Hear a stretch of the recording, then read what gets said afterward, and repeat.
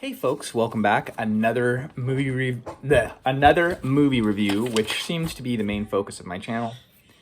Built on the cornerstone of fast food reviews, this channel has morphed into 8 to 10 minute video / movie reviews. So this particular movie I stumbled across whilst scrolling through my social media, and I follow the Criterion Collection on Instagram, and every so often they'll pitch a movie that they have in their collection that they've kind of redone and remastered, and this ad popped up for this British working class black and white movie from the early 60s, 1960 film directed by Karel Reisz. Sounds German, and it's spelled in a German vernacular. Anyway, Saturday Night and Sunday Morning, starring Albert Finney as this English gentleman in his middle 20s named Arthur. The movie takes place in Nottingham, England, and Arthur is a machinist that works at the Raleigh Bicycle Factory as a lathe operator. I didn't buy the movie. I don't have a copy of it. After the ad popped up, I just Googled it and I found the entire movie for free right here on YouTube. And I'll put the link in the comments down below so you can check it out if you're interested in it. It's got an hour and a half runtime, and IMDb gave it 7.5 out of 10. Rotten Tomatoes, 87%. 81% Google reviews. So Albert Finney was a very esteemed British actor.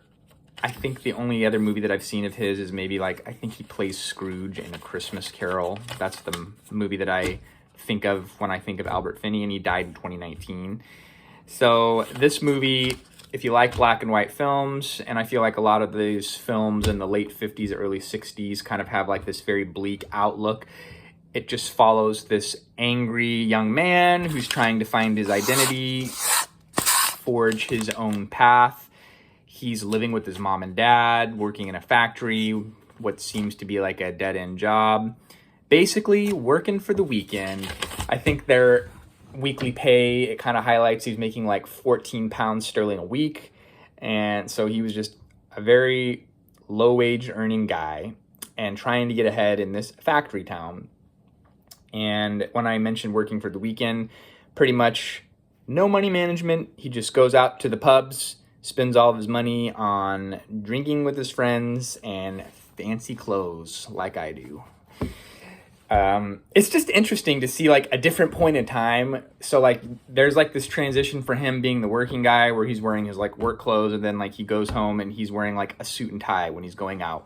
Even there's one scene where they're going to the fair and everyone's dressed, the women are dressed in blouses and skirts and the men in a tie and jacket. Even his dad in his working job, he's wearing a long sleeve shirt, tie and jacket with his workman's apron. A different point in time. And then of course it's very proper, so tea time is a focal point throughout the entire movie, as also is kind of that pub life, barfly life where there's all the regulars, and it was kind of the local watering hole where everybody knows everybody. And in a community that's kind of tiny and built around one kind of main industry, it feels like there's the busybodies that know everybody else's business. So that's kind of this movie, is this guy Arthur trying to find his way, trying to kind of be set apart from just here's my career as this guy in a factory versus there's got to be more to life.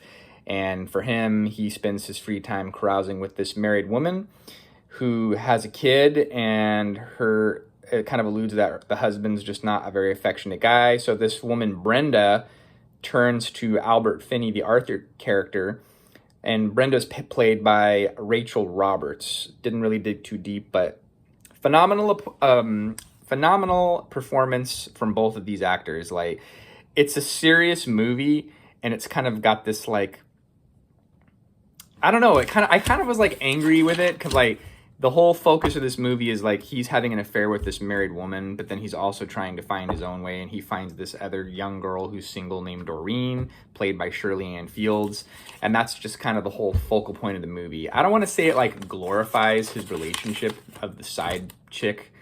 You just kind of feel stressed out the entire movie. At least I did, because he's kind of got this life that he's hiding from everybody, but everybody kind of also openly knows about it. The neighborhood gossip is always like confronting him about it, but I don't think like his mom and dad either aren't aware, and even he's like struggling with it. It's kind of like a Dustin Hoffman and Mrs. Robinson, where maybe he's trying to get out from this relationship with the married woman and find his own way, but he's kind of like trapped into it too. I don't know. I kind of see some similarities, and it was just kind of like he's trying to escape his reality, which seems kind of just stuck in the rat race by maybe having this side affair instead of just what you would perceive to be a normal, proper, moral way of life. He's just kind of doing all these things to like escape his existence stuck in this factory town, working this dead-end factory job. And that's kind of what I got as a takeaway from the movie. He's trying to escape his reality by just kind of going down this black hole of immorality.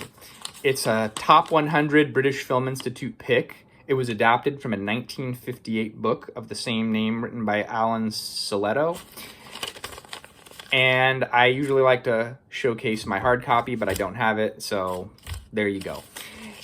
I would say that it wasn't my favorite movie, just the whole subject matter just kind of bothered me, but it was filmed very well, the acting was superb, and I'm not going to knock it down for that. I'm going to go 4 out of 5.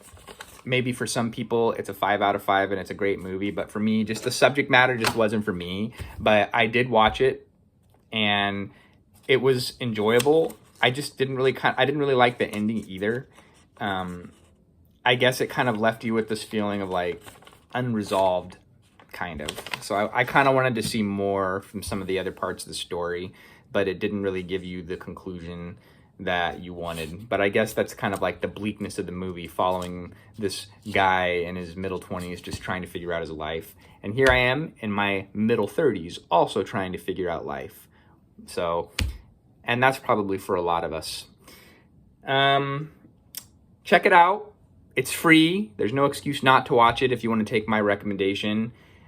Interestingly enough, on the movie poster that I featured here at the beginning of this little discussion, it says rated X, and there wasn't really hardly any profanity. I mean, they use a couple of British curse words, which I'm sure were terribly offensive in the time. And even though it's like dealing with this risque subject of like someone having an affair, there was like no like vulgarity really. It was very tame by modern standards. It was just I also kind of read this little blurb that this kind of, they call it like a kitchen sink movie or something like that, some kitchen movie.